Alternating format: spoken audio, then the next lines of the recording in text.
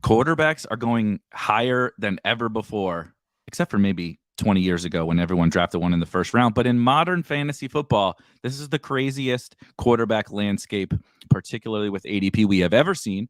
Multiple quarterbacks in the second round, tons of quarterbacks in the third, fourth, fifth.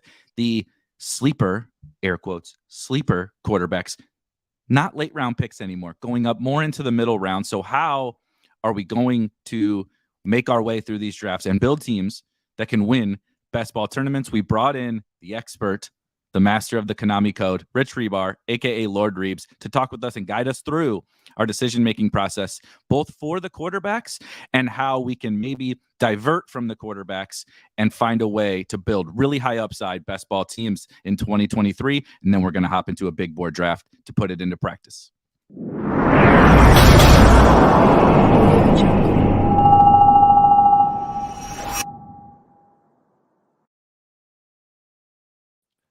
All right, guys. One day, go ahead. I want to have a contest, and I want to see who of the two of us can do the longest intro before we actually start the show. Yep. And I think I'll win, to be honest. Dude, I'm very wordy. It's in my blood to be very, very wordy. So that also is what has made me be able to have this stupid podcast, YouTube show or whatever, because I can do a solo live stream, dude. That's not a problem. I'll talk for an hour. Ask my wife. That's not a problem. Well, as you said, we have the Konami code himself, Mr. Up, Up, Down, Down, Left, Right, BA Start, coming in to tell us more about the quarterback situation. Apparently, my mic is quite low. It was me before we went live, and now it's you.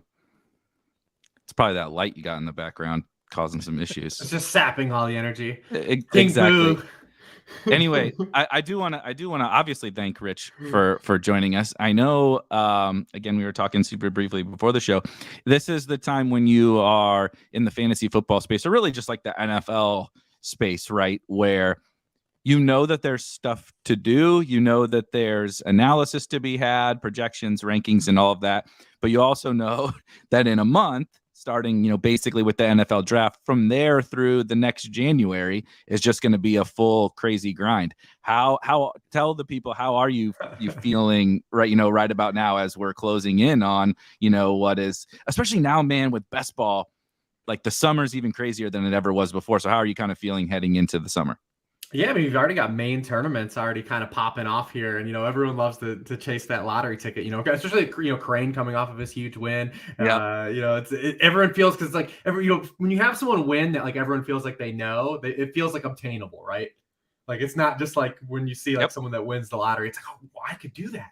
I can win it. I can win it. Yep. So it kind of feels like that. But yeah, it kind of feels like summer vacation's kind of over. Very short-lived summer vacation, but we're kind of back on with free agency kind of wrapping up. I mean, this was kind of a very lackluster free agency period. Definitely probably one of the more since I've been in the industry and covering the NFL, which is, man, like 12 years now I've been doing this, where I've been writing articles and creating content for it. But this was one of the softest free agencies for sure. And, I think it's just a testament on what teams value now positionally. I think a lot of people understand that, if you want an elite edge rusher, if you want an elite cornerback, if you want an elite wide receiver, like you don't get these guys in free agency. I mean, the only way to obtain these guys are either via trade or you got to draft these guys and extend them right afterwards. And I think this free agency period definitely illuminated a lot of what positional value was, because there was no one at those positions available this free agency. I can't believe that Nelson Aguilar signing with the Baltimore Ravens didn't get you to go from 6 to midnight immediately. I mean, technically he is. I mean, I was looking at the Ravens, I was doing some, talking about before the show, I was doing some of the projections this week and getting all the teams set. And some of these rosters, man, are so brutal. And I'm like, oh, wow, the Ravens didn't even bring back Demarcus Robinson. I was like, this team is hurting. I was like, they're really struggling. Like, you didn't bring Demarcus Robinson back. It is rough. Some of these rosters, like I was doing the Packers, and obviously they've got Christian Watson, but like the current wide receivers the Packers have on their roster right now, and maybe they get Corey Davis on some kickback on this Rodgers deal or something, but it is brutal, some of these rosters on some of these teams right now, and it is rough out there. It really is. They did just say they want to bring in a veteran to go into that room as well. So it really is interesting, though, that you say that because we just created some ownership projections for best ball, like the first version of some ownership projections, obviously projecting the amount of times every single player is drafted. Most players, of course, being drafted in 100% of drafts. But the biggest thing being like player combinations, like separate of team, but also like inter-team, right? And most people would say, okay, it's a quarterback and a wide receiver stack. That's always going to be the highest owned combinations. And I do think once we get to Best Ball Mania, that will be the case. But we found throughout this process that right now, the big board, which we're going to draft a little later, is so crazy and so weird. And I do think this offseason is so different that there's a lot of play. Like, we're also projecting the combinations just within the first 8 rounds right now. And so, like, throughout the first 8 rounds, there's not that many combinations of teammates that you can even draft. And then all the quarterbacks go so expensive. It's a lot tougher in the big board specifically to like find these stacks and correlations outside of, right. You can always throw on some super cheap wide receiver or tight end late or something, but like, that's not where that's not really where our money is made. It's with the big time wide receiver stacks. And it's very hard to do that because, like you said, we don't even, is Lamar Jackson going to play? And what team is he going to play for? Aaron Rodgers, right? We didn't know for most of the big board where Jimmy G was going to end up and where Derek Carr was going to end up and all that. So it's led to this tournament being super unique in terms of the stacking and all that because of exactly what you outlined about how kind of crazy this offseason is. And it's still not even really close to over with some of the big dominoes that still have to fall. No, we got no schedule out either, so we can't even galaxy brain, our playoff stacks or our late season stacks, which is kind of fun, right? Because we're flying blind is kind of fun because you feel like you have like a little micro edge and a little bit if you're on top of your game and you're on top of ADP, you're on top of projections or trying to skate to the puck where some ADPs might rise over the course of the summer. But also we still are just missing large sections of the puzzle. Like there's just pieces we can't put in, and that makes it kind of fun. It makes fantasy fun. I think so. I think so too. Rob, what has been? We'll get to the quarterbacks here in just a second, but and you've probably done more of the big boards than I have. I've been trying to stay on top of baseball and NBA playoffs, and I'm trying to learn NHL. My God, I'm so far out of my depths trying to look at the NHL stuff. Golf, they got golf, best ball, right? If you're into best ball or fantasy sports, now is a wonderful time to be on Underdog.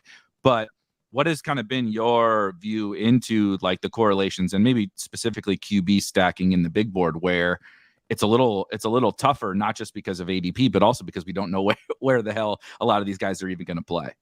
Yeah. So I think the one good thing about us particularly is we've been ahead of the curve on this quarterback thing. We've been talking about it, I think, since like probably last October or November that we thought this year quarterbacks were going to get pushed way up the board in these drafts.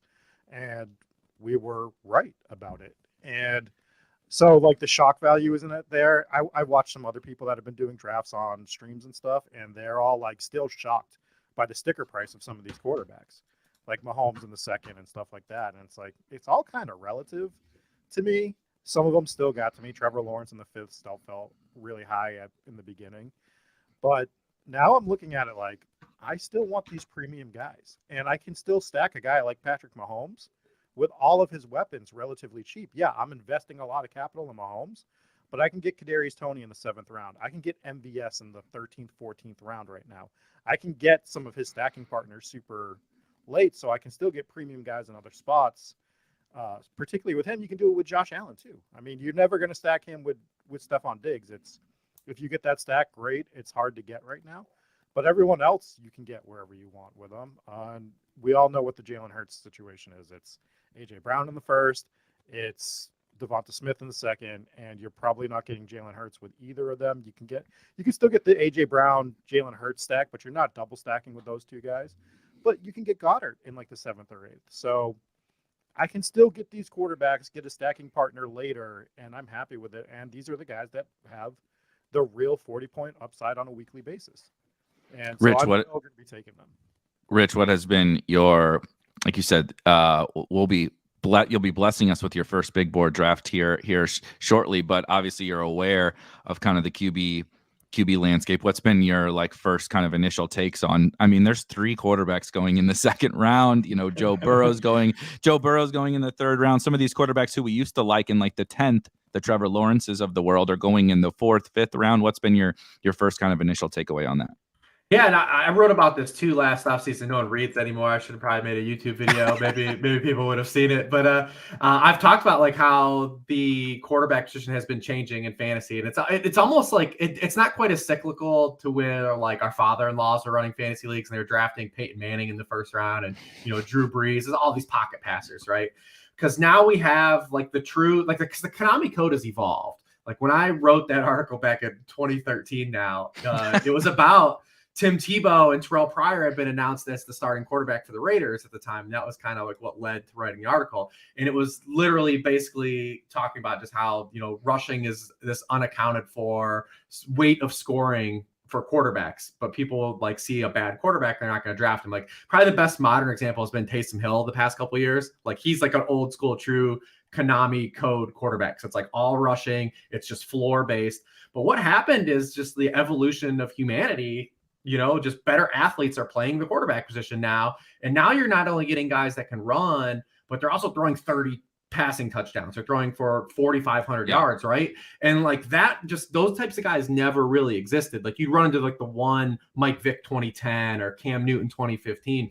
But now you just have guys like Josh Allen and Jalen Hurts. And like the gap that those guys put on the field, because what it does in turn is it makes the pocket passers walk this just razor tight edge, right? Even the guys that give you a little sprinkle of economy, take like Justin Herbert, for example, last year. Justin Herbert dips last year in, touchdown rate, right? Like he's over 5% his first years. He goes at 3.5% last year. He doesn't even rush for a touchdown at all last season. And it just craters him. Like he just can't keep up with those guys. And, maybe you end up getting that from like a Joe Burrow this year, but it just forces those guys to be so perfect for fantasy football. And it's just hard to sustain that, right? Like, it's just really hard to say like, hey, my quarterback has to throw 40 passing touchdowns to compete with my other guy that's going to throw 25, right? Like, So it's just very hard. It's made these guys their own like separate sub tier, and it's pushed them back up and being fantasy relevant. And no longer do we have like the old school late round quarterback, right? Where you can draft your streaming matchup at the start of the year because you're just trying to arbitrage passing stats. You can't do that anymore because everyone understands now the value of rushing. And if it's attached to a guy that also has passing upside, it just pushes those guys in kind of like this elite tier. And you kind of have to have one of those guys. So if you look at just the past 3 years, I've got some data on this.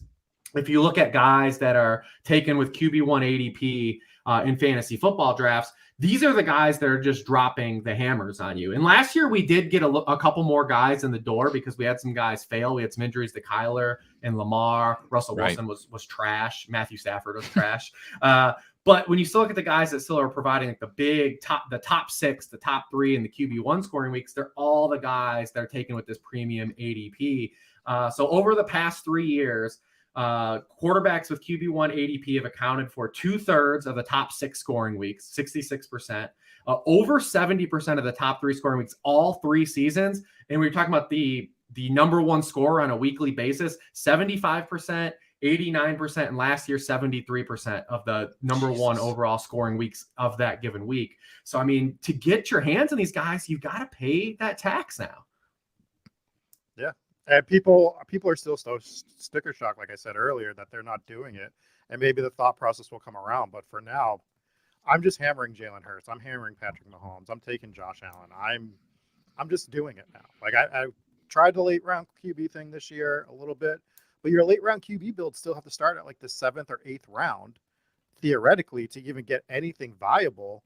And at this point, I'm just going to take one of the best 3 quarterbacks. And the worst part is everyone understands the archetype now of like what explodes, right? Like we had Mahomes in 2018, we had Lamar in 2019. You have Justin Fields last year, right? Who was like QB like 12 to 15-ish.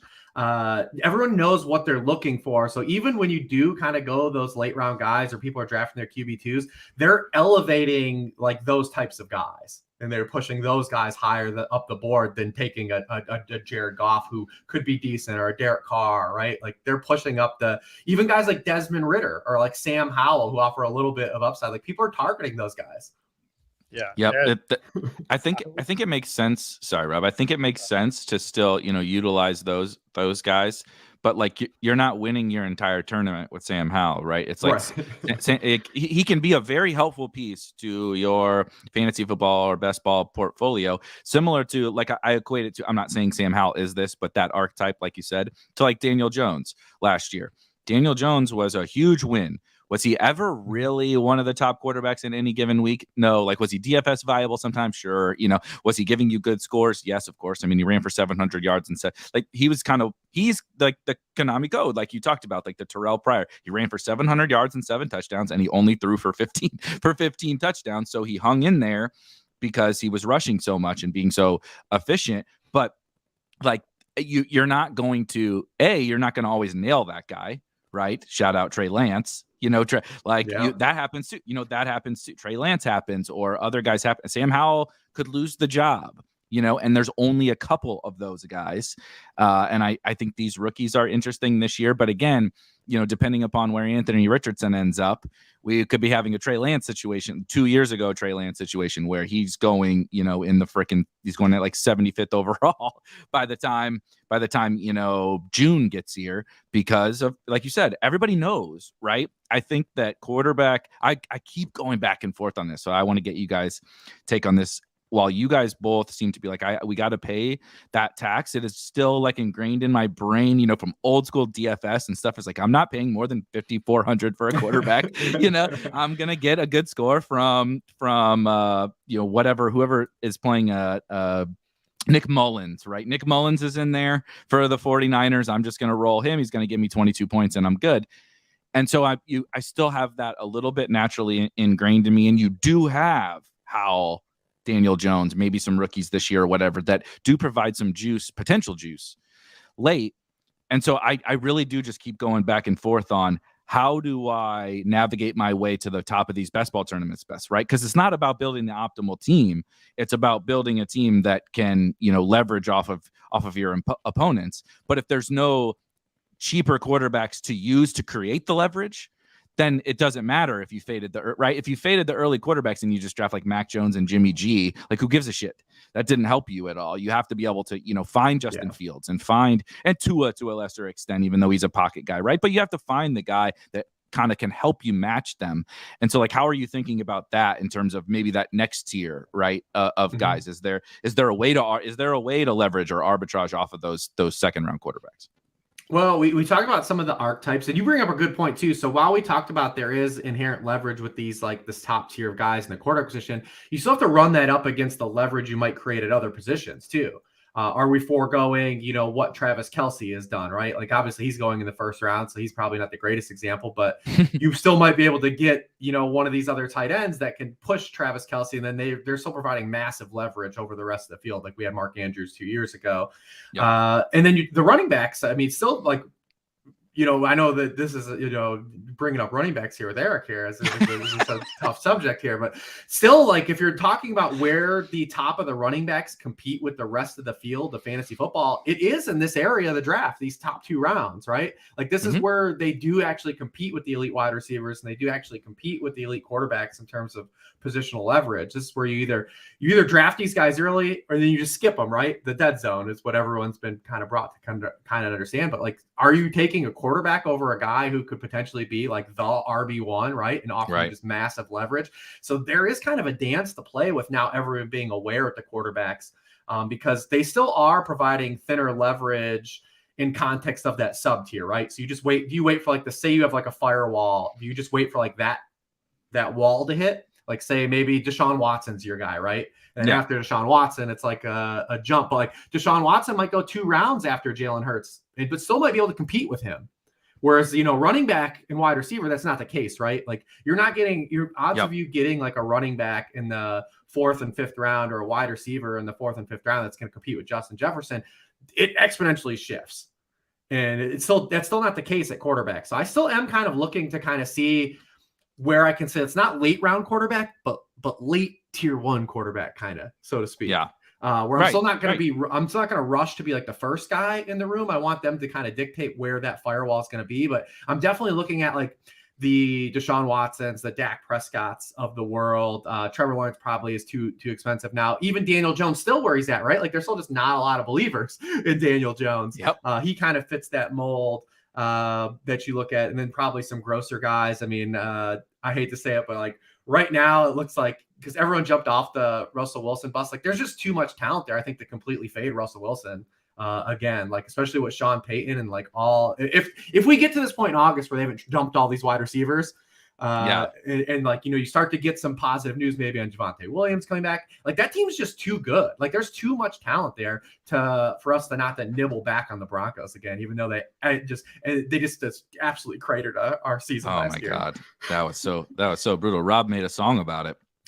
Rob made a freaking song about the Chiefs and Broncos, and then drafted a bunch of MVS and Cortland Sutton, and we saw how that went. I was just going to add that what you mentioned about like the cutoff, the Daniel Jones guys, like right, sprinkling in, or they're like your QB too, right? Finding this year's Daniel Jones, or you get two of those guys, like you right. ping back.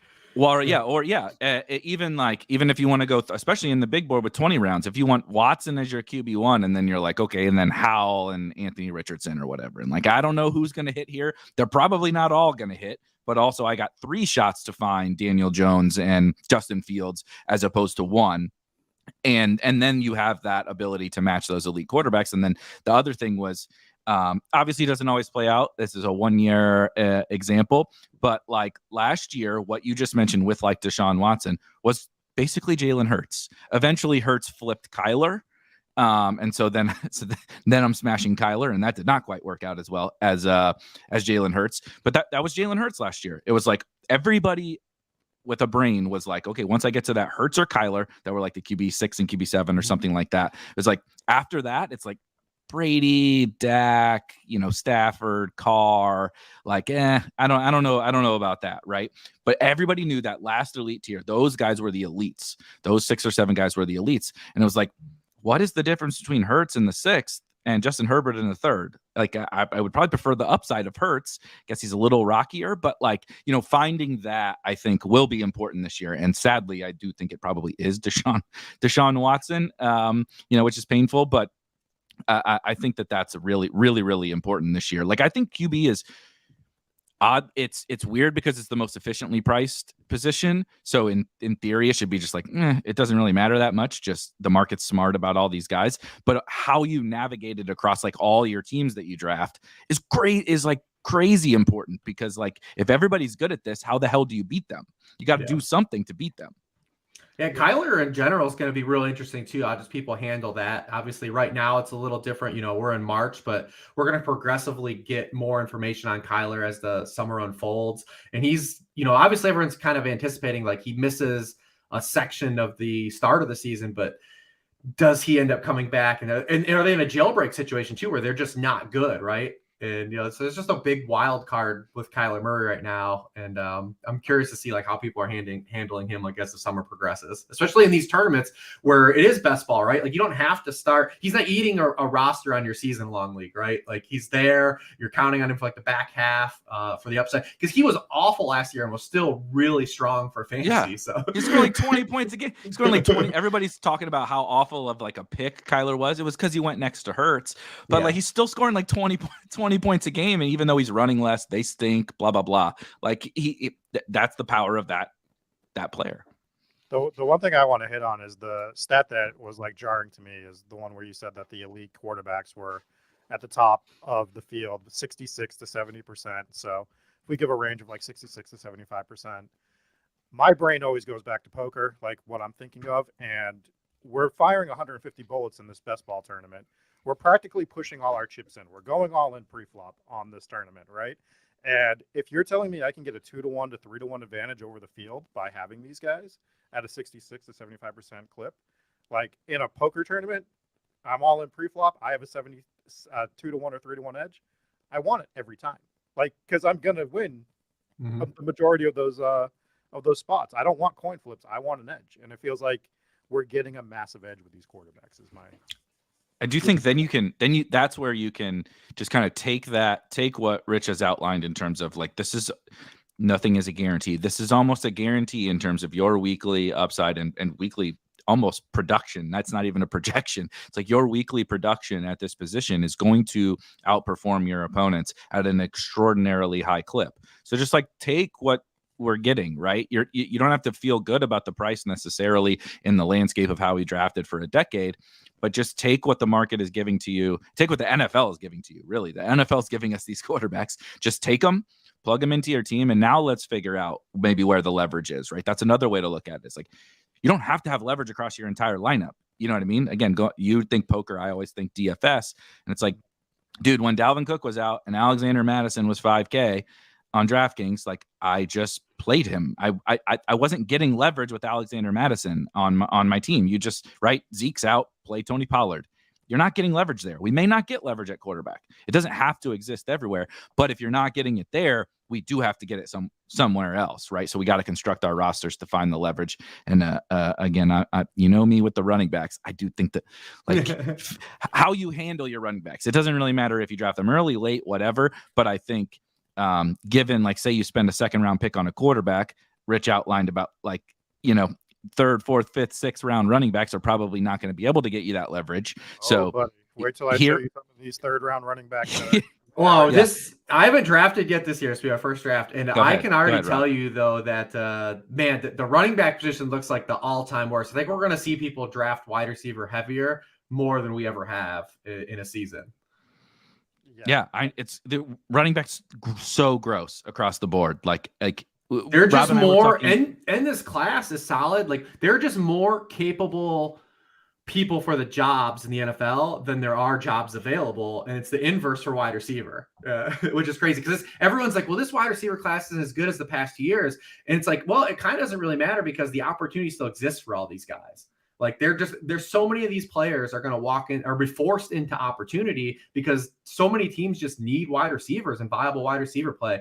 The NFL all time is now using more than 3-4 wide receiver sets, you know, and nobody runs that deep, especially when you account for injuries. Even a team like the Bengals, the last 2 years, they're, you know, are have deep. They're 3 wide receivers, but when they have to start getting into the Mike Thomases and the Trent Irwins like they have the last 2 years, nobody's deep enough. So, I mean, even if you don't love this class, a number of these rookies are going to run into opportunity. There's just the jobs are available for wide receiver production. Yeah, it's crazy at running back that we still have a bunch of free agents who, like you said, are like they're NFL players. They're good football players. Yeah, Kareem Hunt is still out there. Like Kareem Hunt's out there, and there's nowhere to go that he lands, and you're like, boom, great fantasy pick. You know what I mean? Devin Singletary's on the freaking Texans. You know what I mean? Like we're excited about Rashad Penny and those kinds of things, but still it's like Rashad Penny's in a 3-way committee, just like Miles Sanders was. And like there's just, like you said, not enough jobs. And we haven't even got to the NFL draft yet. There's not enough jobs for the free agents to be relevant. And now we're going to, Bijan's going to land somewhere and take somebody's job, right? Jahmyr Gibbs is going to land somewhere and take somebody's job. And that's just the top 2 guys. We haven't even got to the depth of the class. And so running back that makes running back tougher to draft everywhere, like any strategy though, right? Like, because go to CMC. CMC has Eli Mitchell there. Am I saying Eli Mitchell, you know, is it going to be a full-blown 50-50 thing? No, of course not. But like, also, they did show they're going to use Eli Mitchell when he's healthy, even with Christian McCaffrey. And like, there's just concerns. Austin Eckler doesn't even want to play for the Chargers anymore. Like, there's just so many questions about every single running back. And so even the contingent guys that we used to know and love, like they're going to have concerns. The league is just different now, right? We're talking this whole time about how quarterback is different, but running back's probably even more different. Yeah, we don't have like the true like standout guy. Because for this time last year when you're drafting, it was so obvious like that Saquon Barkley was such a steal. Like at like that point of the summer, he was going in the 3rd round in the offseason to start off. No one wanted to draft him. Everyone was tired of the previous 2 years. We don't really have like that guy. And then by the time we get to August, you know, Saquon's going at the 1-2 turn, right? Like we don't really have kind of that guy right now. What do you clock 102 overall pick? Do we just go Jamar Chase? Oh, 102. Nice. I'll let Rich decide. I'm fine with it. To me, if you're talking from like an age spectrum, like Jamar Chase stands out. I am also like immensely high on Tyreek Hill again. He's another guy I thought was undervalued last year. I think when you just look at the Dolphins in general, like Mike McDaniel passed the sniff test of understanding what was important for us for fans as well, of getting the ball to your best players. Very underrated. Rational coaching win for Mike McDaniel. But I don't think anyone really gives credit to how amazing of a season Tyreek Hill had last year. Like, I think it kind of went under the hood a little bit, just like how ridiculous he actually really was. And he probably underserved touchdowns production. Right. Yeah. And Waddle probably outproduced his touchdown expectation with the shout out to him, by the way, though, the like 88-yard touchdown or whatever it was in week 16. That was just the most absurd play I've ever seen, helping me advance some best ball teams to the finals. But Waddle, and of course, Waddle and Tyreek are going to have catch and run like that. A, that's what the offense does, and B, they're two of the best on the planet at that. But Waddle was consistently like, holy shit, Waddle just scored a 65-yard catch and run touchdown. You know, the old school Debo over the middle, Kyle Shanahan thing. Whereas Tyreek was like, dude, Tyreek is just always open. I mean, you want to talk about 7-Eleven? Chris Hogan needs to go ahead and give up the Tyreek is literally always open. Like they're doubling him all the time. Nothing matters. He's just, I don't know. This is not to say anything about the person or you know, whatever. I've never seen anything like Tyreek Hill as a football player, and he defies the odds because he's so small, and I think people can't wrap their head around. Right? They picture that dominant of a wide receiver being Randy Moss and Terrell Owens and that kind of thing, but like I never seen anything like, I guess, Randy Moss in terms of dominance and how they dictate a game like Tyreek Hill does. Tyreek has been moving up the draft board in some of the drafts that I've been lately. He's been going at that 3 or 4 spot instead of the 5 or 6. What we need to look at right now is Bijan went 104 in this draft, which is before CMC. Shocking. Yeah, I was sitting there, I'm like, wow, when are we going to address this? Because this is username ETR sub. Did Leone just run some projections that put Bijan as the 101? I mean, where do we think Bijan's going is the next question. Like, I could see him going to so many different spots in the first round. Like, I keep getting the fear that he's going to Dallas. My wild card team that I think no one really talks about is the Chargers. Yeah. Oh my God! Don't.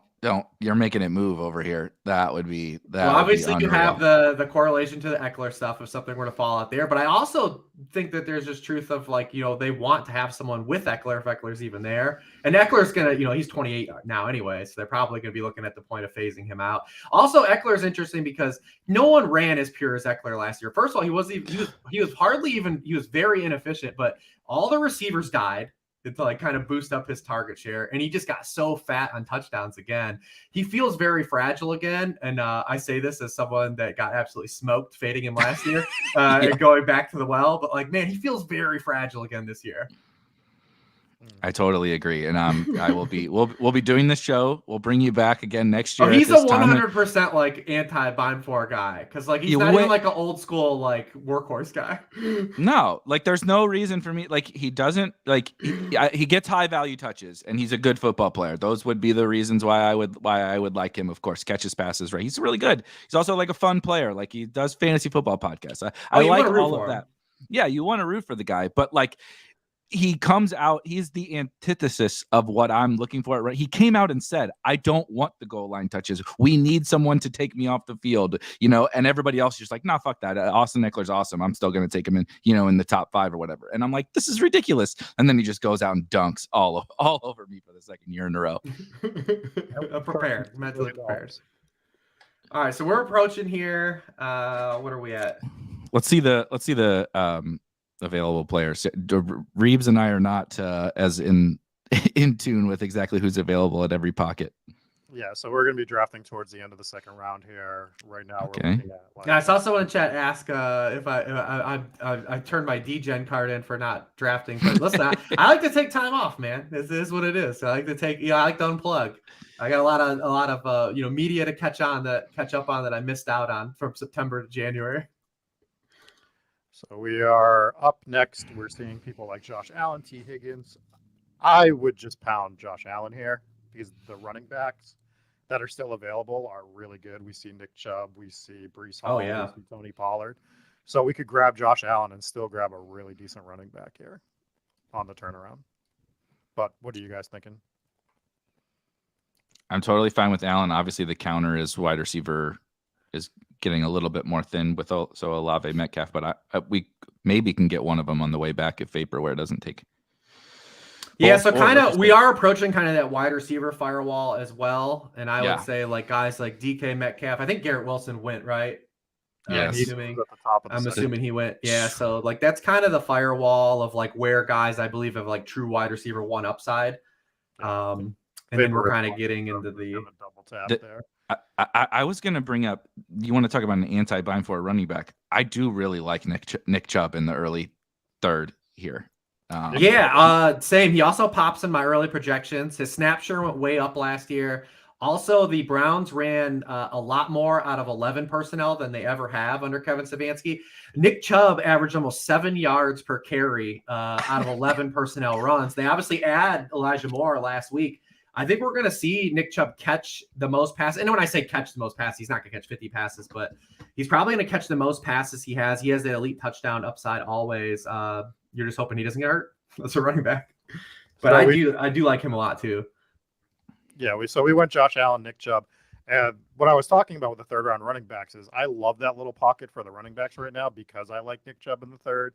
I like Tony Pollard. I like Breece Hall. I think part of what you're talking about with the quarterbacks, like the worrying about losing out on one of the running backs, I think those guys are perfect. And if the spots flip where some of these quarterbacks go to the third, it's going to flip with these running backs. So you're still going to be able to get these combinations. And Nick Chubb in these types of tournaments and formats absolutely maximize what you get out of him compared to like a redraft league. Because Nick Chubb historically in weeks where he has not scored a touchdown, he has not been fantasy viable, and we just get to dump those weeks. We just completely get to dump them. Whereas you're eating those in your season-long leagues. You're just not benching Nick Chubb. So you're eating those lower weeks because he does have a lower floor than some of his peers due to that fact. But he's great for these types of formats. Do you think what would you put like from a probability perspective on? So Hunt is gone, D'Ernest is gone.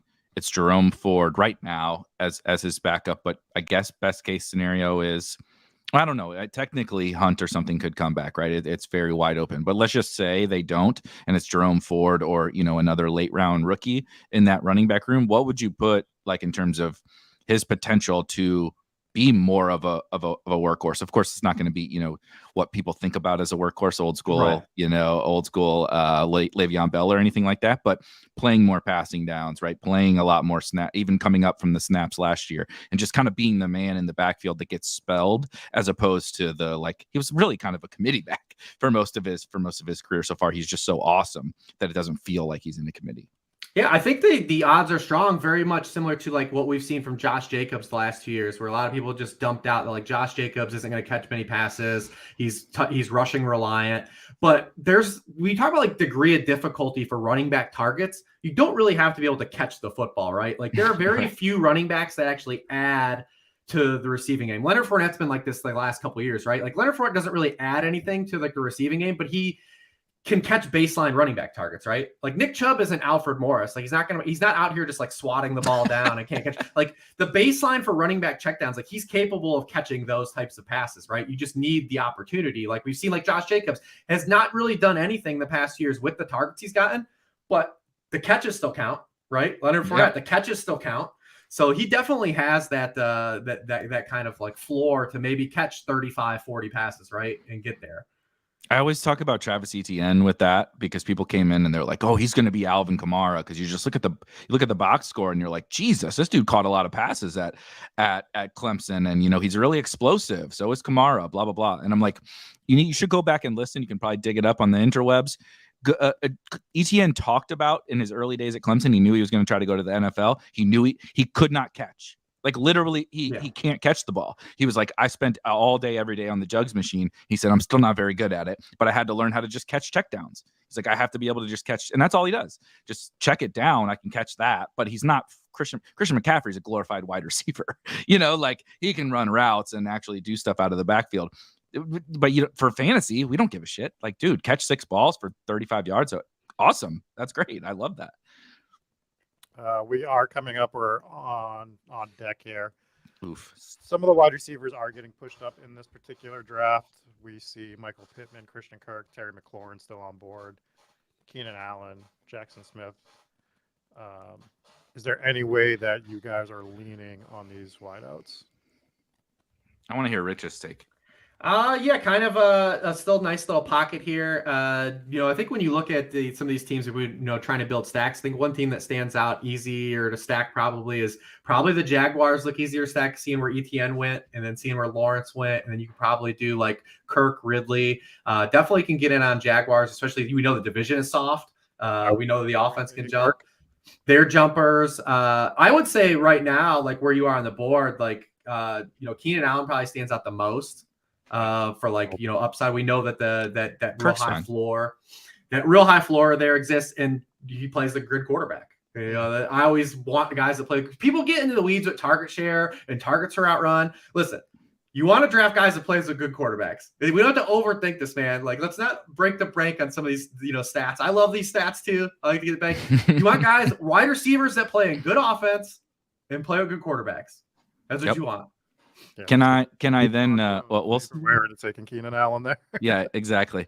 We'll see what Vaporware does here, but I want to push for Jameson Williams here. I know that early 5th round feels juicy, but he also feels like literally the perfect like best ball pick. Like small loss, big win type player. When he's popping, he's going to pop. And the down weeks is like you said with Nick Chubb.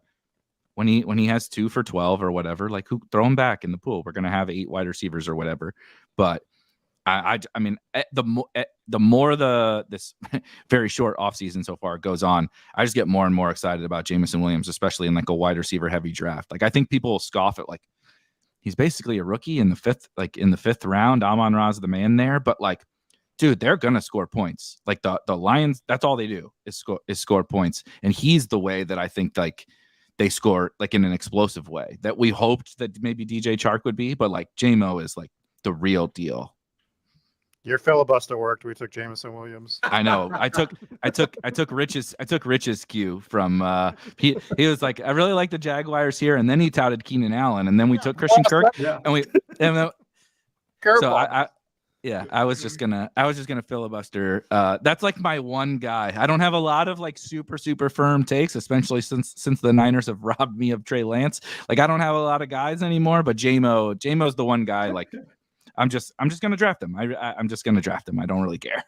Lions feel like one of those teams that are real capable in these, like where the early landscape looks like it is, because it looks like everyone's scared of DeAndre Swift. Again, perfect format for DeAndre Swift. Like absolutely. Yep. And he's the type of guy too, with everyone backing off. Like he's the archetype of running back that like can absolutely smash in a stupid way. If David Montgomery has like a bad injury, right, and they just have to play him more than they're expecting in March, right? Like there's just there's huge upside still with DeAndre Swift, and it feels like everyone's completely out on him. No, he's such a good example. He's going 7th round now. And insane. That's insane. It's ridiculous. Like this, You could argue he was overpriced last year in the 2nd, and that's fine. But the 7th round, all because everyone is so obsessed. And again, if you don't want to draft DeAndre Swift in your home league because you don't want to figure out when the hell to start him, I get it. I'm not going to argue that. In best ball, I don't give a shit about any of that. I know he's awesome. I know that they're going to score points. I know that he has a very, very high value touch-esque profile. And like you said, sometimes teams the Chargers don't want to play Austin Eckler all these snaps. The Lions don't want to play DeAndre Swift all these snaps. But guess what?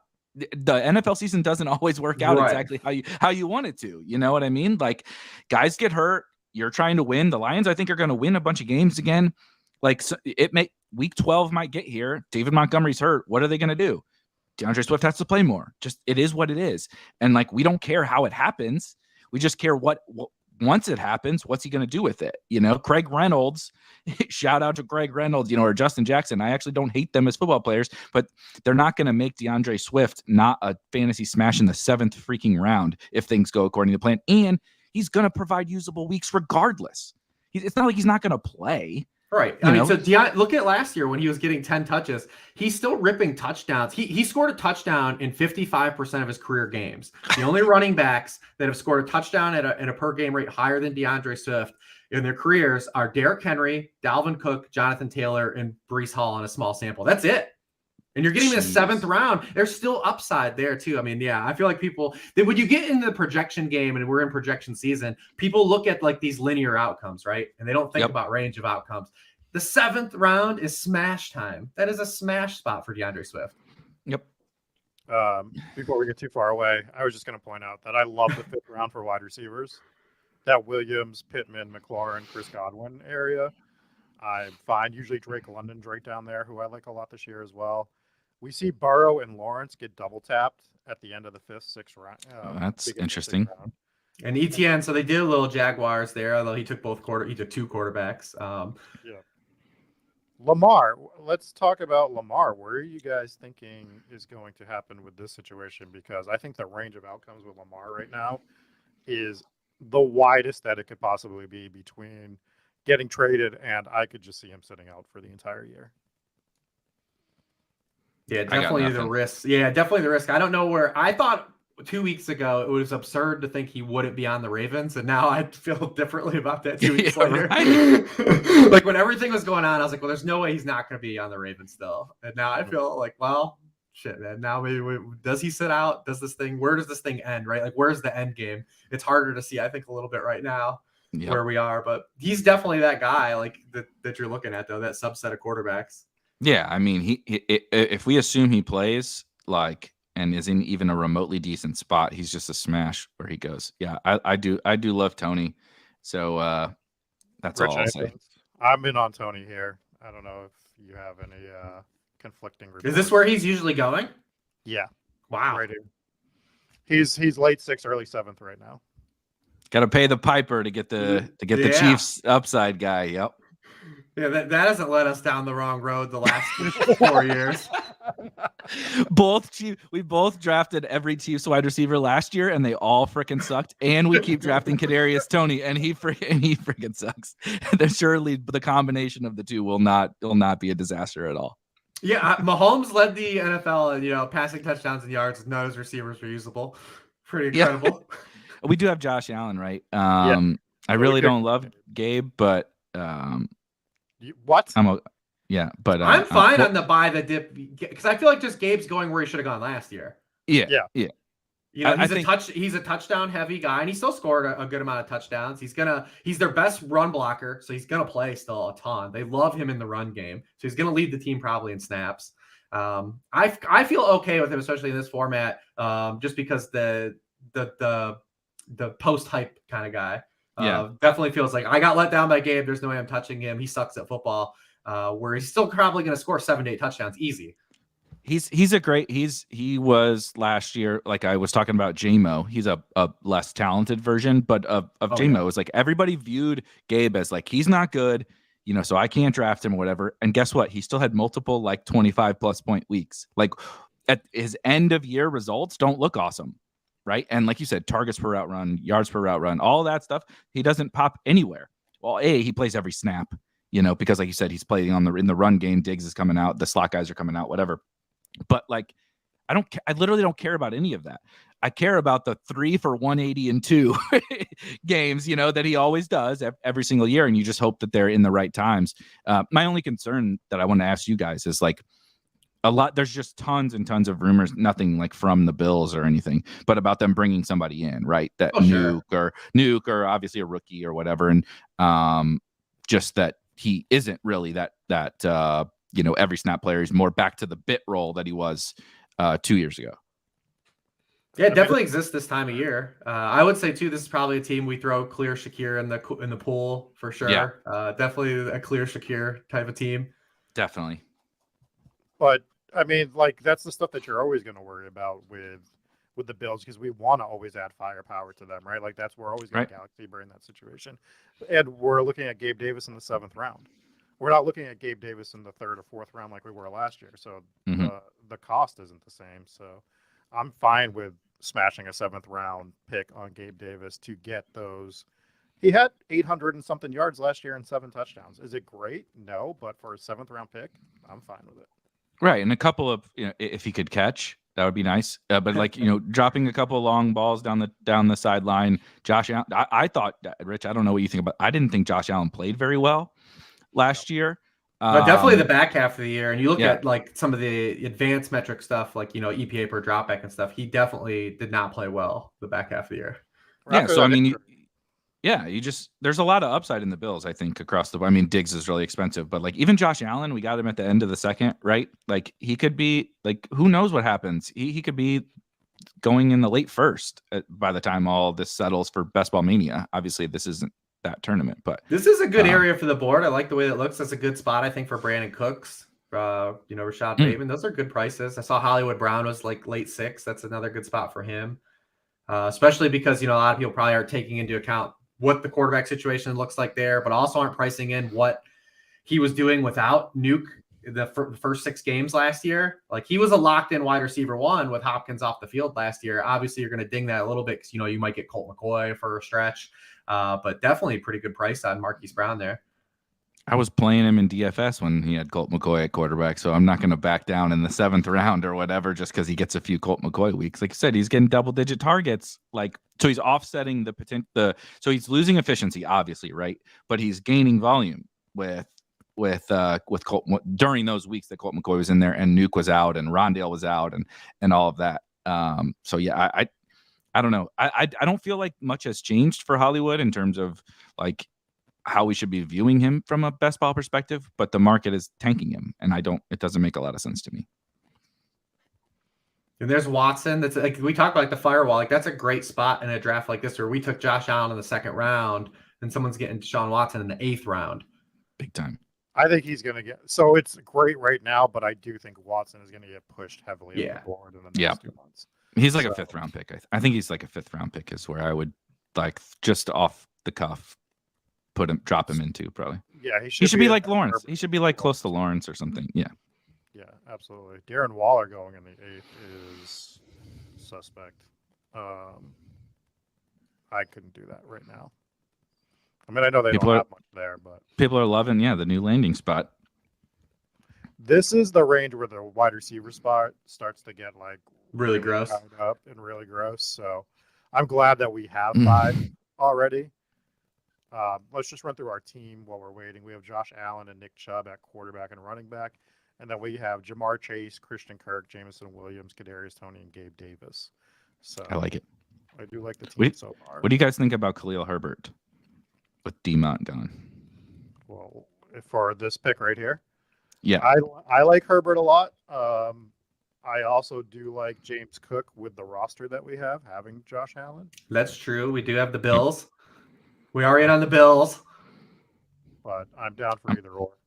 I'm totally, either is fine with me. Preference, Rich, break the tie. I would say the Bills stack breaks the tie. All right, so let's grab James Cook. I mean, we might get Khalil Herbert. We might get both, and who knows? I think some people in the chat are in here in this draft. Vaporware's in the chat. He's definitely gonna snipe Khalil Herbert. Oh, okay, yeah. Listen, for the content, Vapor, don't do it. Hashtag content. Yes, we. But if you look at the wide receivers, now we're looking at like Michael Thomas, Jacoby Myers, Elijah Moore, Juju, Darnell Mooney. Oh, he didn't take him. He didn't take Herbert, so we can double tap running back here. I'm cool double tapping it. All right, let's double tap. Herbert feels like my kind of a running back pick in the 9th round. Like yeah, I know he can get situation where it could just be better than assumed right now, because a lot of people, neither one of them. It's hard to project who's going to be like the passing down back there because they add Travis Homer and Foreman's definitely not going to be it because he has in the last 2 years played any snaps in passing game. We haven't really seen Herbert get those snaps either, but just range of outcomes when you're talking about those 3 backs in that system, he still is the guy that offers like the least resistance to kind of still explode. Yeah, and I like Foreman too. It's kind of one of those situations where like whoever gets the football is gonna be good for fantasy. And like I can't, like you mentioned it earlier with like people thinking really linear, in a linear manner with like their projections. Like if I created my projection, it would I don't know that Khalil Herbert's going to like totally pop for me. He but won't. Yeah. But like all I need is the Swift thing. It's like, I know he's going to produce when he's out there. So like whether he just outperforms Foreman, whether he gets the passing down work, whether he gets all the high value touches, whether Foreman gets hurt, like I don't know, but there's tons of scenarios that he just smashes. And like, he's probably going to be fine no matter what, like at least like usable here and there. The miss here could have been not scrolling down and getting Rashad Penny. What tight ends are available at this juncture in these things? It's like the Doxson, Knox, Freiermuth range. Okay, I don't mind. So there is. I don't mind. I don't mind I think Freiermuth's solid. Freiermuth obviously Knox fits the stacking. Okonkwo is the terrible too. That roster too. Like if you look at what the Titans currently have right now, like players rostered. I don't like Okonkwo is good to these guys. Like, guys have to throw to him. They're gonna like. There's just no way they're not gonna be able to avoid it. It is rough. The Titans are rough. So bad. Their roster right now is hurting. It is bad, man. So bad. I've been trying to talk about this. Like, man, is Kyle Phillips really about to walk into a target share here? Like, I try to throw away like 4 teams a year, like teams that I'm just not absolutely drafting. And the Titans are like a prime. They're gonna win 9 games somehow too. Somehow they'll be playing for a playoff spot. Yeah, their field goal kicker is gonna make the Pro Bowl, and that's it. The Vrabel alligator blood team. It was like that because like Tomlin's like that too. Where like you think a couple years ago when they had to start Duck Hodges and Mason Rudolph that whole half a season, and they're still like 500. You're like, what the hell, man? It's unreal. Yeah, it's a bad roster, and I just think that I'm going to be staying clear of the Titans. Yeah, I don't blame you.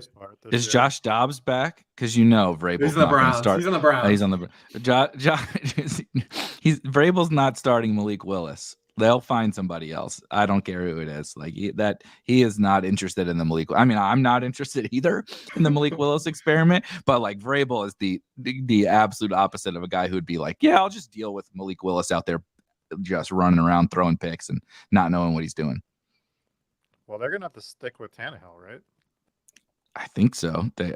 I don't know what, dude. I don't know what the Titans are gonna do. They're gonna be bad. They're gonna lose. Yeah, they're gonna lose. They're not gonna be a fun team to watch this year. That's for sure. Nope. Shout out Dave Kitchen.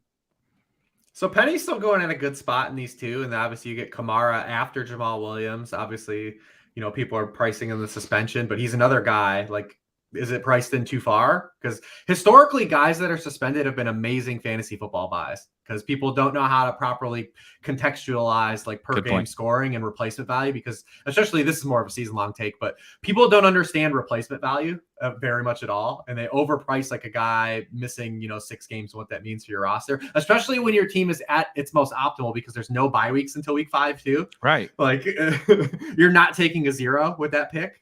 So yeah. Very interesting Kamara going at that juncture as well, even if you're pricing in a 6-game suspension. Well, 6 games first perfect to grab him in that spot. That's like, it's fine because that offense, I mean, say what you want about Carr, but that offense is going to be better than it was last year. They have pieces there. Definitely. They were not good last year, but like having Kamara this year, if you're getting him week 7 or 8 and you're getting him in the 9th or 10th round, it's probably a hole in my game that I haven't drafted him more right now. Yep. All right, we are. Oh my God, we definitely got to scroll down because I don't want any of these motherfuckers that are at the top of the. Oh God, Sky. Jumping out to you guys here. I don't know how you guys feel about Damian Harris or. I'm trying to see. We would have both. Oh yeah, we'd have both. We'd have both. Sorry. What about Madison? Are you guys in on Madison with the Dalvin Cook stuff? It's tough. It's tough. I get it also too, but also that's just like cue him so we don't take Trey Lance, please. That's also another team where like probably isn't settled that they probably add to. They probably add a rookie as well. Madison's been so legitimately like he's one of those guys that's tough to get over far because he's been such a bad real football player, but he has been fine whenever he does get the start, like for fantasy football. But so that's just he's a testament just where running back touches matter. Yep. I mean, I and also, I swear to God, when Dalvin Cook misses his 2 games a year, somehow they always come against the Lions. Like Alexander Madison has like 6 career starts and like 5 are against the Lions. Like somehow always faces the Lions. Like Exactly. I'm cool with Knox to kind of round out a big bill stack. Round out the Bills Yeah. onslaught. We're gonna take 3 tight ends anyway. So I really hate drafting Dawson Knox, but if you're gonna do it, this is the only time I would do it is when I have Josh Allen and we're in this spot where everything's pretty gross to begin with. So that's been my only Knox exposure. Otherwise, I've been punting tight end towards the back as much as I can and just stacking up. Like say I grab Geno Smith. I know we didn't this draft, but sometimes Geno Smith will be my second quarterback. I just make sure I grab like Noah Fant or something to have like as one of my 3 or 4 tight ends. I'm just punting the tight end position because it's just so bad. Yep. Hit on anything as a late round tight end, and it's just a smash. All you're fading is like, especially this year, man. Like we used to talk about, okay, well, you got to fade Kittle and Waller and Pitts, and it's like, who besides Kelsey are you really actually fading with your late rounds? I know those other guys will, right? Kittle will have a week and whatever. Maybe Waller will have a week now on the Giants, but like none of those guys ever are going to project for so much better than the tight end 12 or whatever. It's just Kelsey. I know you don't want to hear it this year, but the one team that I think we've even talked about this on the show a few times that I've been kind of projecting Lamar to, because I think it's the team that makes the most sense. And I've started to hear more people bring this up, but if Lamar goes to the Falcons, love kind of don't do it. It's the spot though. Like if Lamar goes anywhere, the Falcons to me make the most sense. I guess the Colts are okay in there as well. It's also a scheme fit. All Arthur Smith wants to do is run the ball and run zone read and all of that, and then play off of that to pass. To me, the one team that I've been really thinking that's not going to get in the quarterback market, especially in the draft, that I always see get mocked, is the Colts. I feel like it's a new regime. It's kind of a mini teardown. And you're expecting Stroud and Bryce Young to be gone. Is Shane Steichen really going to go all in on one of these projects? Like his first career job? Like I feel like the Colts are a team that are probably going to push quarterback off. Like maybe you add a guy like Hendon Hooker, like in the second round or third round. But like, I feel like they're one of these teams that are going to take one of the elite, edge rushers that are going to be there at 4 that we know are going to be there. Like they can take Wilson or Anderson at 4 and just sit there and just kick the can on it. But we'll see. Like, I feel like it's aggressive if you're taking Anthony Richardson at 4 as a first-time head coach and you're going to put your eggs in those baskets. Because if you take a guy at 4, he ain't sitting. Right. You're gonna be pressured. Just the pressure to put him on the field is gonna be crazy. Now, as a first-time head coach, NFL head coach, you're gonna put your career in the hands of Anthony Richardson. You don't. This isn't the old. You get 2 years. Like they will throw you out the door immediately if they don't get results. And the Colts have been consistently trying to win for such a long time, right? Rivers, Wentz. Matt Ryan, they just keep trying these guys. Why would you then? I guess technically you could argue, well, let's do Anthony Richardson because that's like literally the opposite end of the spectrum of those guys. But it'd be like, let's just like take a breather, breather for a second. Build up. The team has kind of fallen apart around, right? The reason why they did all that because the rest of the team was really good for quite a while. The division stunk, blah blah blah. But like the offensive line used to be the strength. It's gotten a little bit worse. The weapons are not awesome. Like, let's build everything up and maybe we will stink. Let's get Caleb Williams, let's get Drake May next year. Let's do that as opposed to like, I'm excited about Anthony Richardson, just like every, idiot like me who likes the upside archetypes. But like, if it were me and that was my career, nah, Wave. I'm not tying my career to Anthony Richardson. Or definitely not Will Levis. That dude fucking sucks. I will. No chance. Yeah, so they've always felt to me like a team that maybe not is going to be as aggressive as people think. So maybe we end up winning a whole season of Minshew. I don't know, but oh god. Well, if that's the case, we're probably undervaluing Gardner Minshew in drafts right now. Is what I would say. I agree. If that's what we think is going to happen, he's live to play the whole. He's live to play some for sure. He's live to play the whole season easily. Absolutely. Yeah, I think we might be undervaluing him. But they could also just be so bad where just like they default just like let a guy play again. Like they just are like, well, maybe we'll let so and so that we added to the QB room start a game, right? Like they kind of did that last year. Like like we'll just see what Sam Ellinger has. Oh my God! Please don't play Sam Ellinger again. Sam Ellinger chalk week in DFS was the greatest. I would love more Sam Ellinger if it gets a Sam Ellinger chalk DFS week. That was phenomenal. All right. Anything Woof. jumping out to either of you gentlemen? I am a Rashid Shaheed stan. If that, I don't mind Rashid Shaheed. Mm-hmm. What else do we got?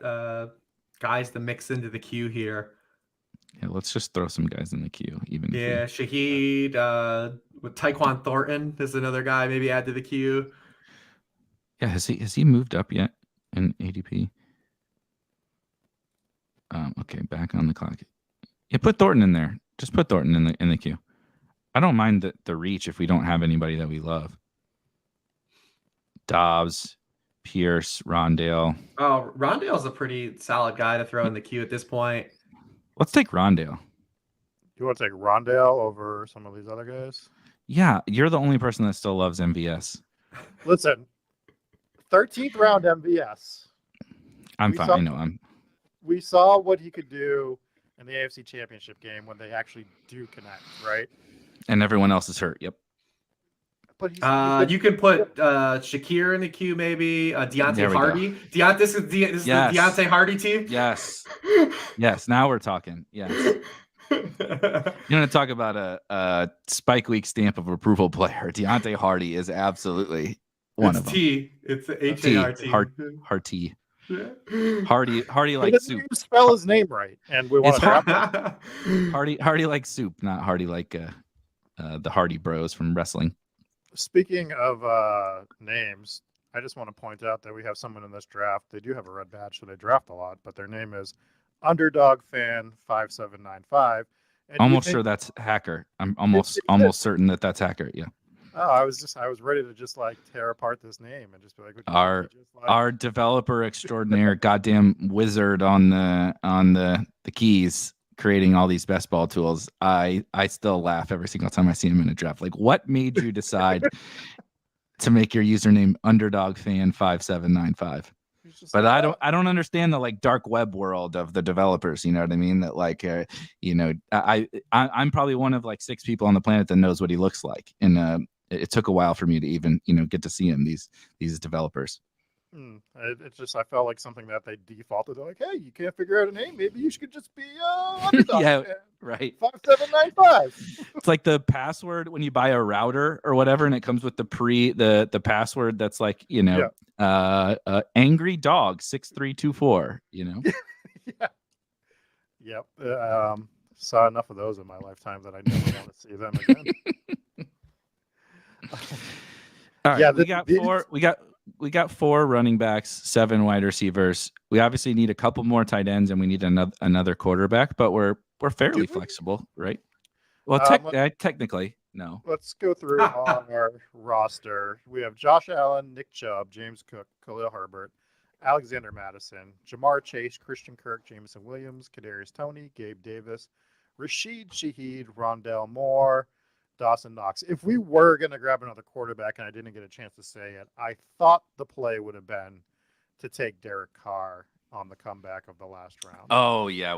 That would have made sense. Yeah, I didn't think about it. The play that I probably would have normally made there. At this point, we can still try to like take a late quarterback, but I'm almost like of the mindset that we have Josh Allen. We just roll with Josh Allen. Like, I have no problem. I have no problems. The only counter would be it's 20 rounds, so you do kind of have the luxury to just take the second guy. You do, but I don't care. But I just either way, we can look and see what we got. We are coming up on the clock. Some of the guys we have in the queue are still there, which is fun. Those are guys we could probably wait on. Definitely Hardy, but probably not the other 2.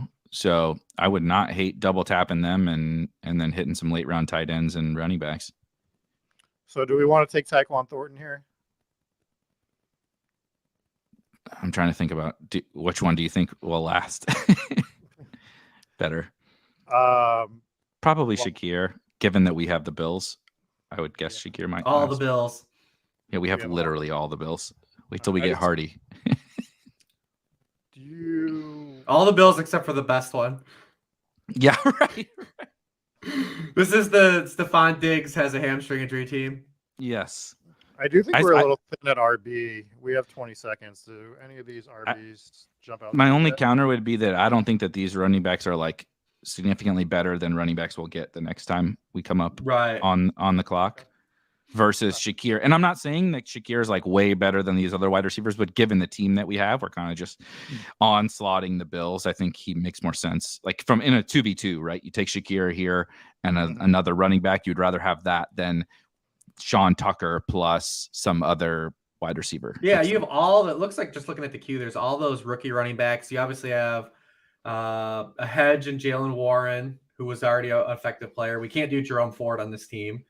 You got all the rookies are available though. Kendra Miller, like it's the crapshoot, right? Like where do these guys go in terms of draft capital? Where do they land? What kind of opportunity? Because a few of these guys are definitely going to luck box into some run.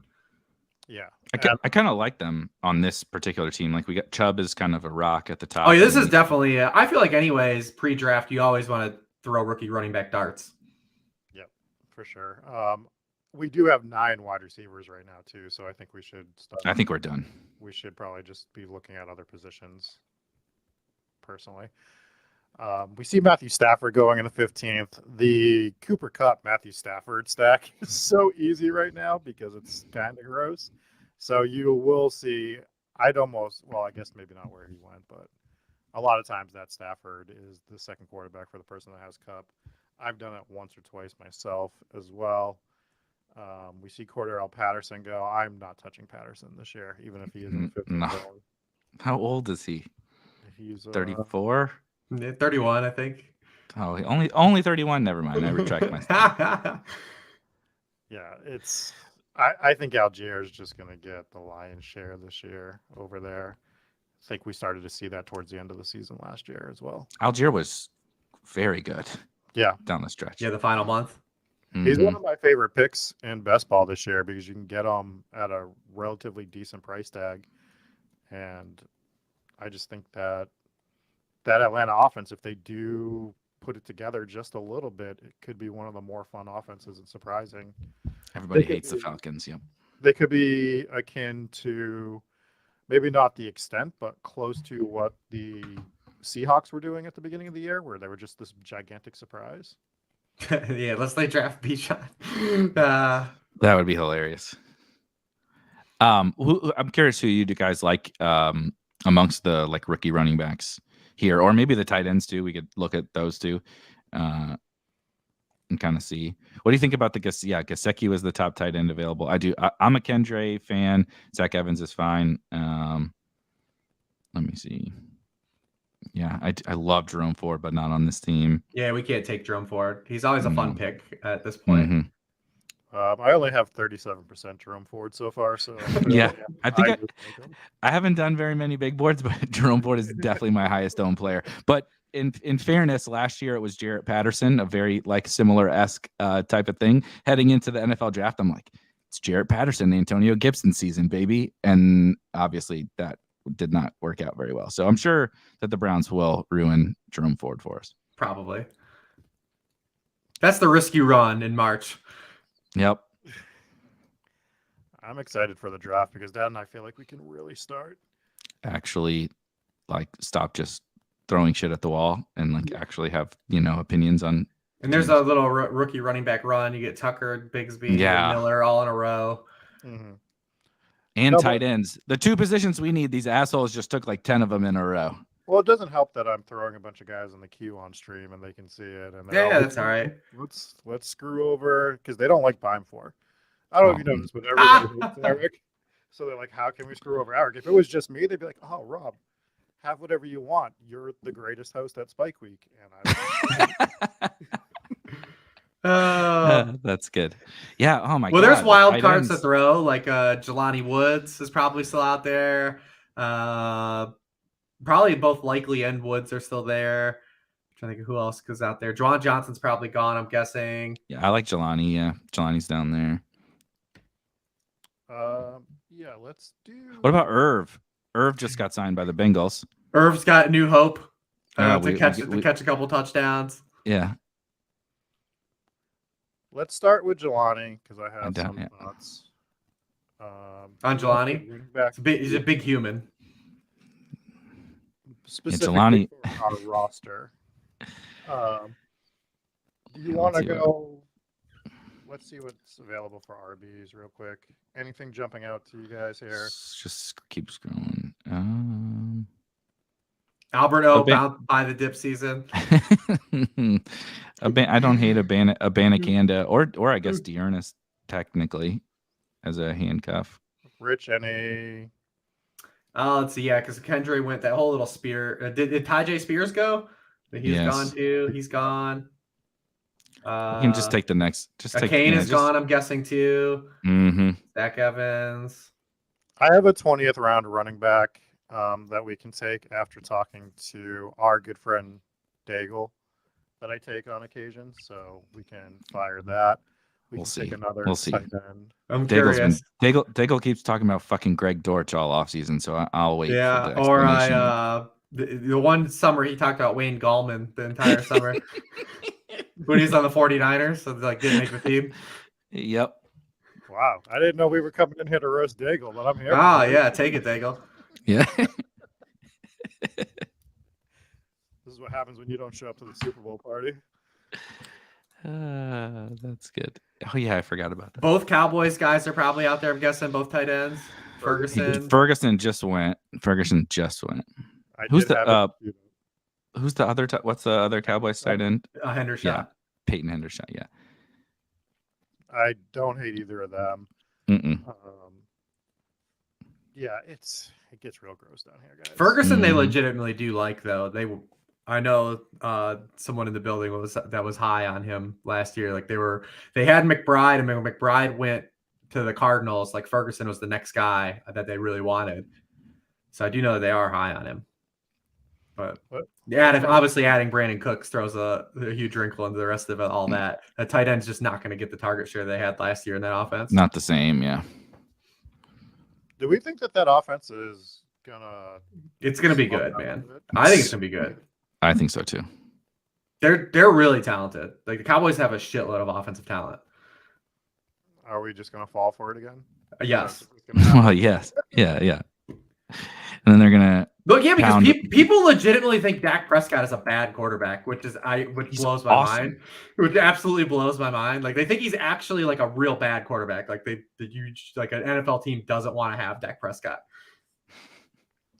It's the microscope of the team, though, because it's the Cowboys. Right. So it is. Every little thing that he does wrong is magnified to the 10th degree. We really went through an NFL season now where people legitimately debated whether Dak Prescott and Justin Herbert are bad NFL quarterbacks. Like that happened. We lived a life that happened. Like there was a legit 6-week window where people were like, Justin Herbert's not even that good. What the hell are we doing? Like, has anyone watched? There's not even 32 good people on the planet that play quarterback. You're going to tell me Justin Herbert's not one of them? That is my favorite when people do the and it goes both ways too. Like they'll be like the really good guy. They're like, well, he's not very good. I'm like, okay, you can't even name 5 better. Like you can't even name 5 better than Justin Herbert. Like we can debate that obviously, but I'm like, okay, how is he not top 10 in the world at playing quarterback? And then the opposite end, they're like, oh yeah, Jimmy Garoppolo is above average. I'm like, I don't think you know what above average. I don't think you understand what above average means. He is an NFL quarterback. I will give you that. Above average means he's better than Kyler. I don't think you understand quite what you're saying when you say someone like that is above average or bad on the opposite end. I'll have some Devontae Adams this year, but that Raiders offense is the one that I am staying away from. Well, they did draft a bunch of guys who can't run downfield to fit with Jimmy, or they did pick up it's a bunch of slot receivers and Devontae Adams, and I don't know who's gonna. OJ Howard was it who they picked up at tight end? Austin Hooper, right? And OJ Howard. Hooper, yeah. These are good fits for Jimmy G. If we're being totally honest, Renfro, Jacoby, OJ Howard, and Austin Hooper. It feels like the all Jimmy Garoppolo team. Yeah, it's gonna flip because if you look at Devontae Adams last year, his yards per catch spiked, his catch rate went way down because he feasted in deep targets larger than he had over the course of his career. It's gonna oscillate back now where it's gonna be more the intermediate game, and he can win there. He's gonna be fine. Like Devontae Adams will be fine because he's just gonna get a bunch of targets and he's really good and he's gonna win in that area of the field. But it is gonna definitely shift to where you won't see him, hitting those deep shots that there was like 4 or 5 plays last year where McDaniels legit had Devontae Adams schemed wide the hell open for like bombs. And they hit him. I don't think Jimmy G's hitting those. No. Warren actually has a video if you search on his timeline where he has the Jimmy G's like 18 longest throws with the 49ers. And it's a video clip. It's like a 2.5 minute video clip. It's absolutely incredible. It's incredible. It's absolutely incredible. It's right in your lane for sure. Yeah. Oh my God. That shit's going to be reposted to Twitter weekly for the next like 6 months. All right. We grab Noah Fant. I like Howell if we're going to go to a quarterback. We have Tyquan Thornton, though. Do we want to stack him? We don't have to. I don't think we have to. I just prefer the quarterback archetype of the upside one. I actually don't hate Mac, but I think I prefer Howell. Rich? Thoughts? I would rather go Howell of the two. Okay, we'll take Sam Howell then. Nice. Clearly, Sam Howell in the 19th. I'll take. That's stacking. Nice. It's fine. We understand. I mean, I don't hate stacking. You're the Patriots hater. You've been talking about how they suck and their best player, Jacoby Myers, you think is terrible. So how the hell can we stack this offense? I can't endorse Mac Jones. That's just against my brand. You guys can draft him on another show. It's against my brand though to take Mac Jones. I don't like Mac Jones either, but 19th round Mac Jones for a quarterback that's probably starting the whole year. Who gives a shit? You were the one arguing about not taking a second quarterback. Why do we care? If Meek Mill has anything to say about this situation, Mac Jones is not starting the whole year. Well, that's my. I do think the Patriots would be in on getting Lamar. And what do you think the other non-Lamar Jackson text exchanges that Meek Mill and Robert Kraft have on? Let's explore that. Like, what are the other texts that they share? I don't think you want to know the answer to that question. You might want to know, but it might make you uncomfortable. Yeah, it's about.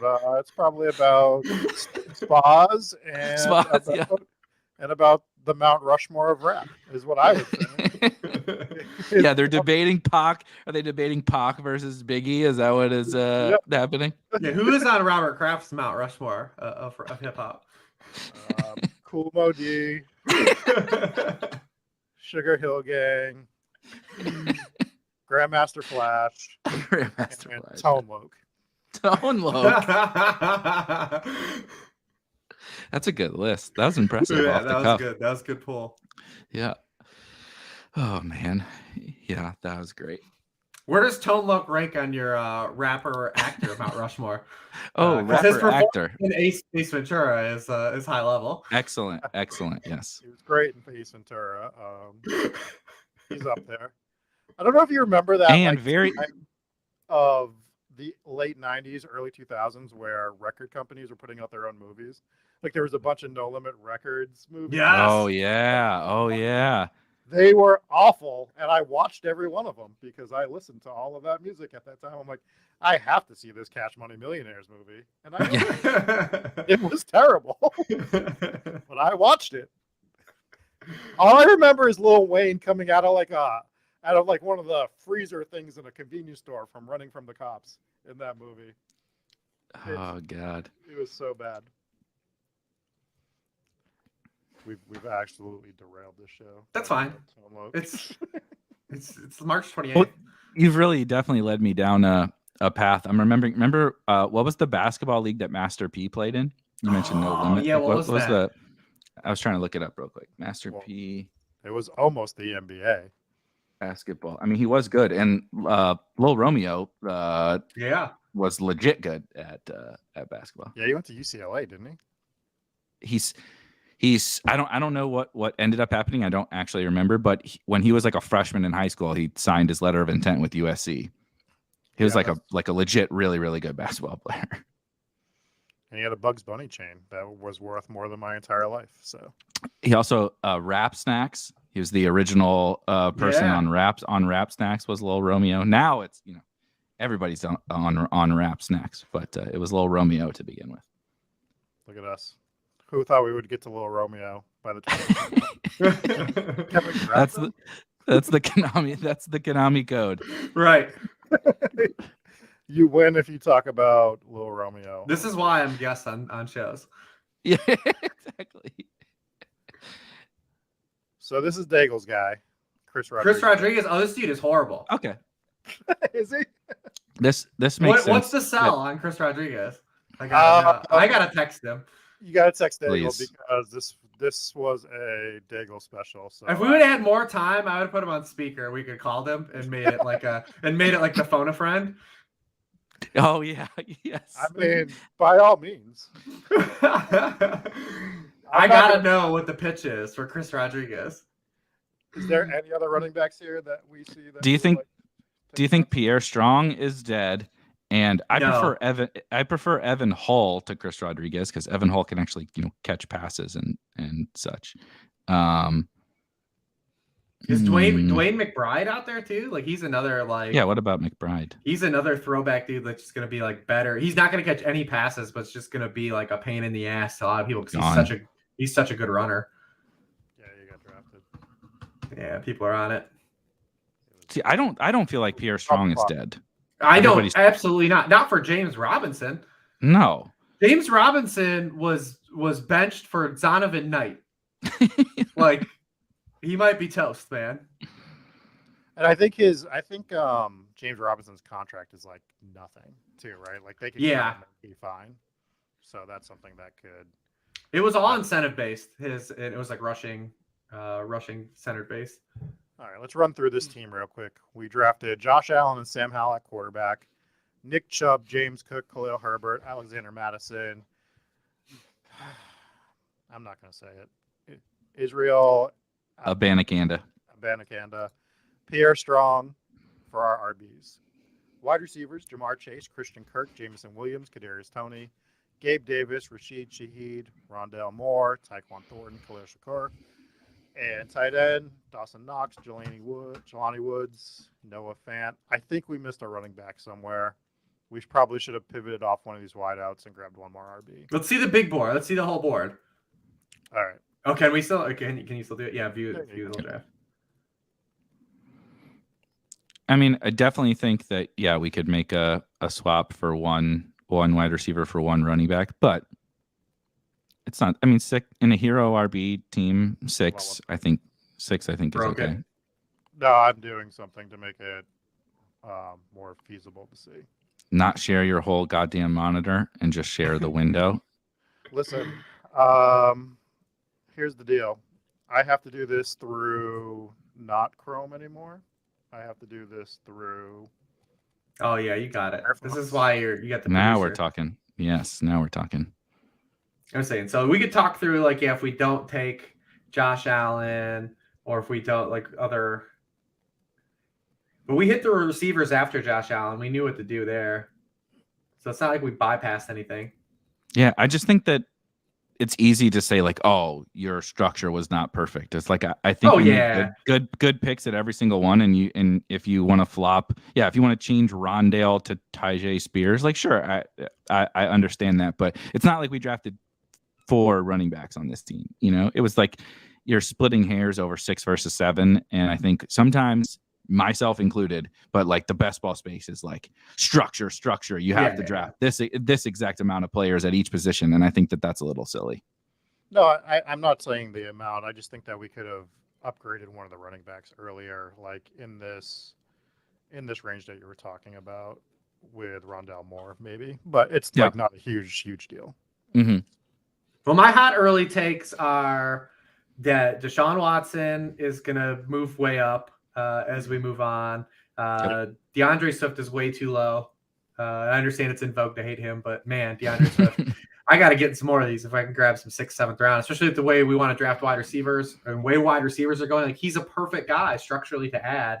I'm trying to think if I got this math right on where the rounds were going. So 1, 2, did he go after Dameon Pierce?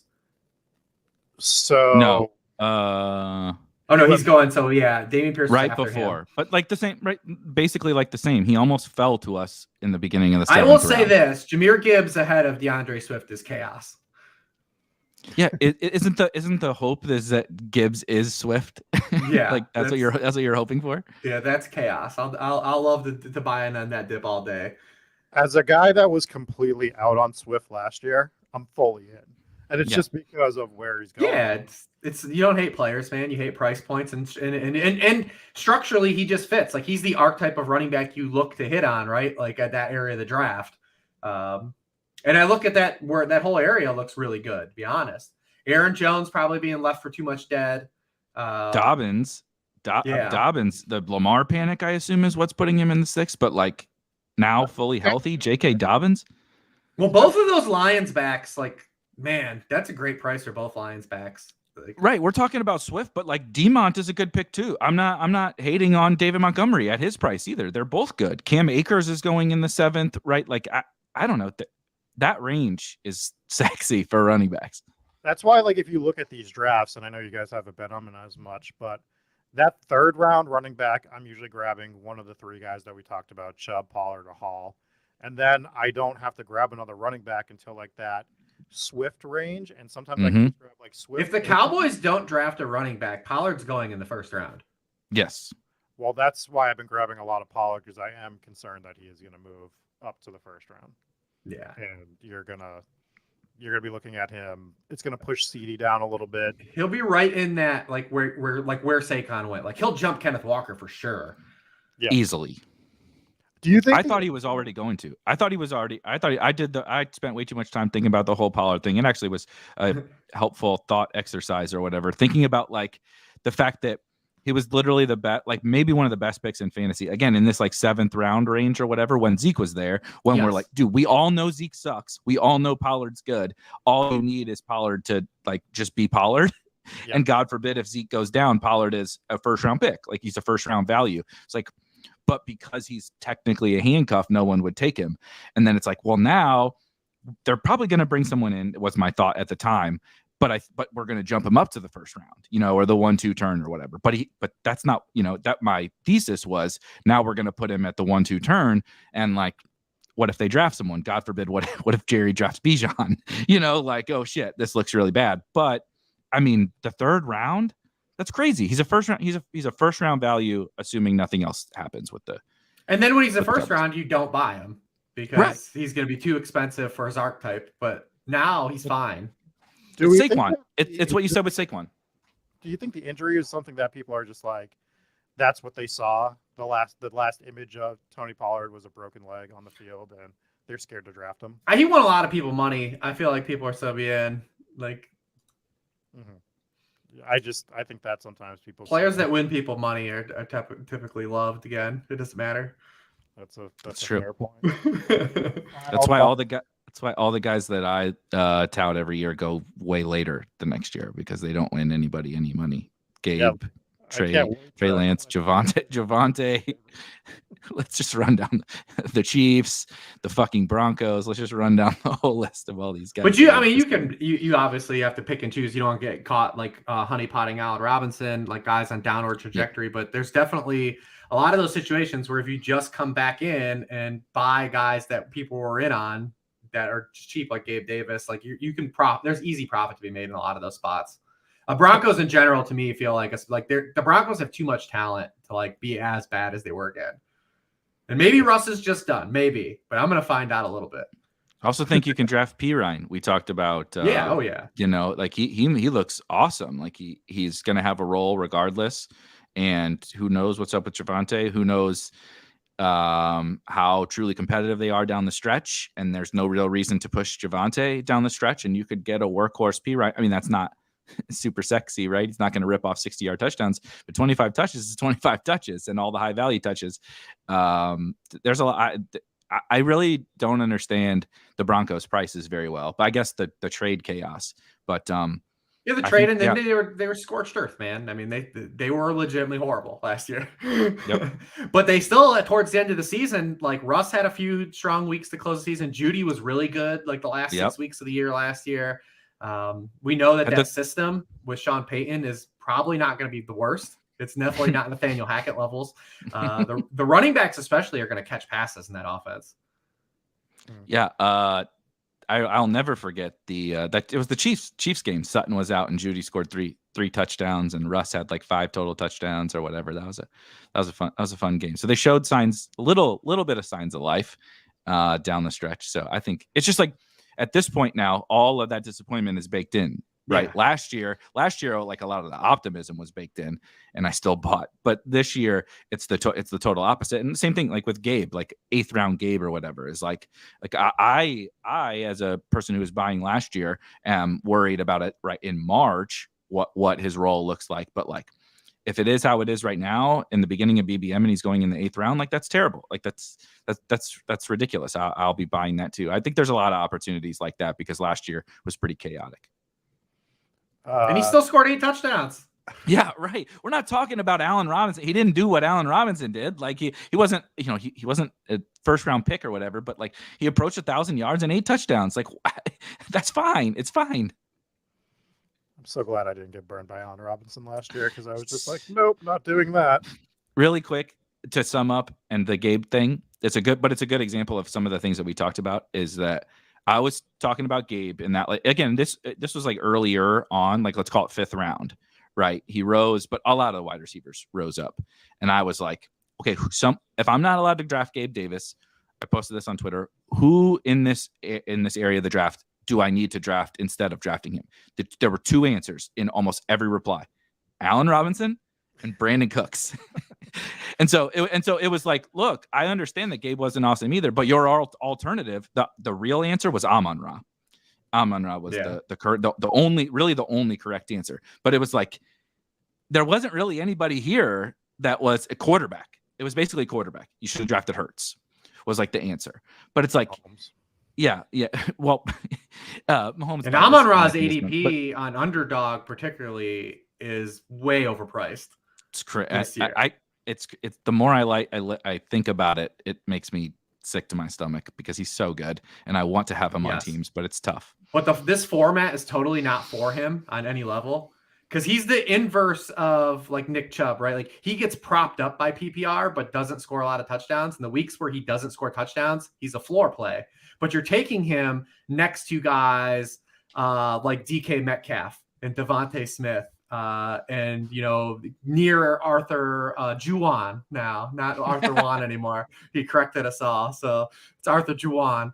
But yeah, I feel like Amon-Ra, especially in this format, without the full point, like he is very steamed up. He is very aggressively priced, where you could end up like Marquise Brown could for sure be arbitrage in this format on Amon-Ra St. Brown, like 100%.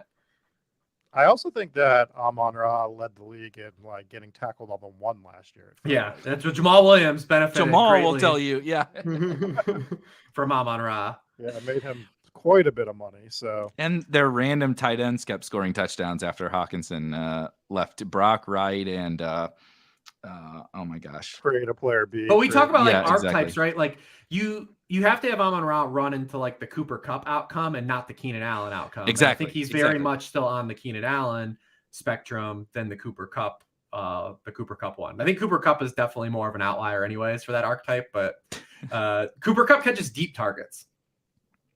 Yeah, he's right. always open. You talk about it's always being open. Like that's another guy that like, I'm like, how is Cooper Kupp always as open as Cooper Kupp is? It's unreal. Dude, remember the 2 years ago, was it 1st round game against the Bucks? I can't, whatever, the 1st round game. And like literally the Rams did nothing else but throw the ball to Cooper Kupp. The season is on the line and he's being doubled by the Bucks and he still breaks off for like that 60-yard catch or whatever it was. Last year, that team was absolutely abysmal, and he was still better than Justin Jefferson for fantasy. It's crazy. On a per-game basis before he got hurt. Like, and that team was an absolutely cesspool. Like, it was, they started like that point where like their 15th offensive line combination. Tyler Higbee was 2nd on the team in targets. Like, an absolute disaster. They couldn't run the football. Like, it was, and Cooper Kupp was out here thriving, like just thriving. And Sean McVay was contemplating retiring at 17 years old. So Yeah, and Aaron Donald's still the best defensive player in the NFL, and he was like, I don't know if I can fucking do this, if I can do this anymore. Now Jalen Ramsey is gone. Probably going to be, if the Rams can upgrade the offensive line, it's everything you just talked about with Kupp is going to happen all over again, because they're also going to give up even more points this year. And if Stafford's back and the offense is back to being better, which is supposedly what they're trying to do, right? Is trying to kind of reshape, not rebuild, but kind of reshape and move things back towards the offense and win that way. But we've held you long enough, Rich. I really appreciate you coming. To BS you guys. I got to meet you guys in person for the first time. A couple months, we had a good time. We can riff. It's March. It's fun to talk to these scenarios, and whether you talk about liking drafts now, I will just say on the way out that just try not to think as linearly as come out. Think range of outcomes, stuff like that, with some of these thought processes on some of these guys. It's the best way you can do it. It'll make you so much better at playing the game. Do you have anything specific coming out from your end here and like leading up to the NFL draft that people should look out for? This next month period, I'll be doing like team needs stuff, and it's not fantasy. It's more on the real football side, where we're walking through all the rosters and contract situations. As teams head into the draft, me and Dan Pizzuta at the site. So that's kind of what I'll be doing the next month. And then listen, we're going to have players like on the teams. Rookies will be on squads. I just got to point out, it's a great Last of Us still shot you have over your right shoulder. Rich, I love it. Oh, yeah. Pre-show. Yeah, definitely. Now everyone's in on it in the drafts. At least the drafts were on the show. Yes. I literally just recently started The Last of Us, so don't shame me for being late, but now I'm in. I'm hooked. And so perfect. Maybe I'll have to go watch one after this to cool down from all this all these spicy takes. Rich, you'll love this, Rich. I was watching it with Kelly, who you met as well, and biggest animal lover on the planet. And her first thought when she saw a giraffe in the show was, look at all the meat they could have from killing that giraffe. Where did you get that? So, I feel like taking a giraffe down, and that it's got to be tough in those circumstances. Yeah. Seriously. It's definitely a thing, but yeah, I could talk about The Last of Us, but we will let you go, Rich. Let's do this again. I'm gonna force my way on the Ghost Show or the other pop culture show, and we'll talk about a bunch of stuff that I caught up on this offseason. Sounds good to me. That's beautiful. One last thing for the Spike Weekers. I know it's not football related. I know you're here to listen to Rich's football takes, but tomorrow, NBA playoff best ball draft at the same time. So be back here, 1 p.m. Eastern. I'll be doing some NBA playoff best ball drafts. NBA season's winding down, and yes, we're already in football mode like a bunch of degenerates, but NBA playoff best ball, one of my favorite formats. And if you enjoy best ball, fantasy football, or whatever, DFS, sports betting, anything, these playoff tournaments are really, really fun and a ton of fun strategy. So we'll be diving into those tomorrow and lots more NFL stuff, obviously, leading up to the NFL draft. So, of course, for myself and for Rob,